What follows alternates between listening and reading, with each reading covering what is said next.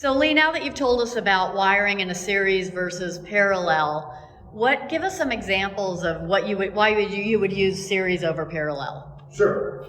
So in the case of wiring panels in series, what you're trying to do is you're trying to wire them up so that you're hitting a certain voltage window or output, let's say to charge a battery.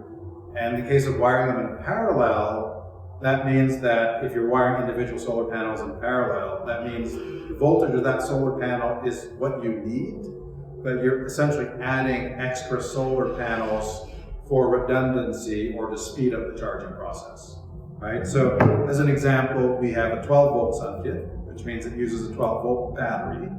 And in this case here, I've got an 18-volt solar panel. One solar panel is 18 volts, right? So I could actually charge that 12-volt battery using one panel, right? Because it's 18 volts. But I could double the charging speed by adding a second solar panel in parallel, right? So it doubles the speed because I'm adding two solar panels. In the case of series, we have a 24-volt battery, 24-volt sum kit. And because this solar panel is only 18 volts, it's not enough to charge that 24-volt battery. So what we do is we wire the solar panels in parallel, and because each is 18 plus 18, you now have 36 volts, which is enough to charge the 24-volt battery.